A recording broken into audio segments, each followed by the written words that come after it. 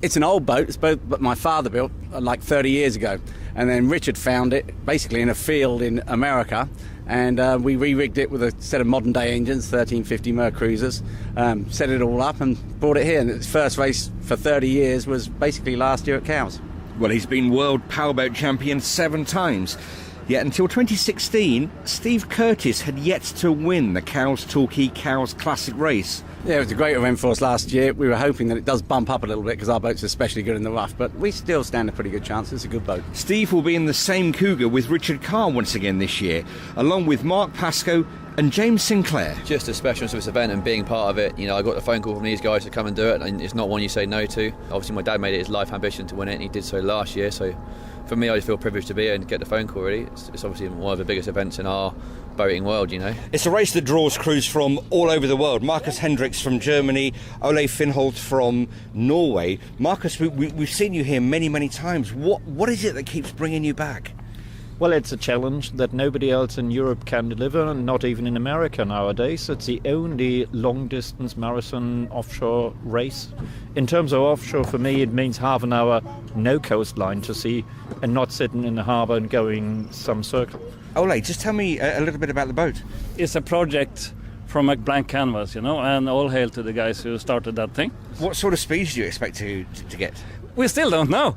We never, to this day, had the correct props, or there's always been something, but it's going to be 100 plus. And for British Powerboat champion Shelley Drury-Lee, this is a really special race. Very well documented accident in 2010. Took me a good 5-6 years to recover physically and mentally. So last year, 2016, returned to racing to do the longest, toughest, biggest, most historic powerboat race in the world. So if you're going to do it properly. Talk us through what happened last year. It was, I don't need to say, it was a very, very tough race. A baptism of fire for me to get back in the seat and race.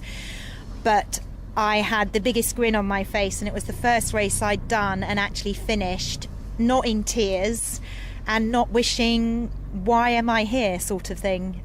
So yeah, it was a huge comeback for me and a huge step forward. And those conditions spelt almost disaster for Exeter-based Drew Langdon and his Silverline team. The wind built up beyond what I think everybody was expecting.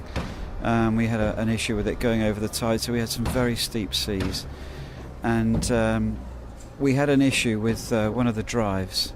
The outdrive moved sideways, hit the other one, broke the drive shaft, opened up a big hole in the back of the boat, and so we took on a lot of water. So that was the end of the race for us. Well, the boat was found off Portland. Having been recovered and rebuilt, she'll once again be on the start line this year. We were successful in the Falmouth to Eddystone race earlier on, which did a bit of a shakedown, and everything is in good shape, so we're really looking forward to it. Yes, thank you. Well, the 200-mile race through some of the most challenging conditions on the water throws up more than just a few challenges.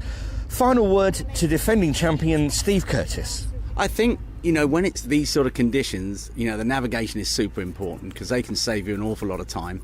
And although we've got GPSs and things, you know, unlike the old days when we were running compasses, it's still very difficult to hit those marks. And they're not obvious marks. They're not big orange, you know, pillows that we used to race around. You know, these are just marks that are out there. So you have to be spot on, and you can save an awful lot of time. So I think the challenging thing is it's really going to be, if the weather stays as the same, it's going to be a navigator's race.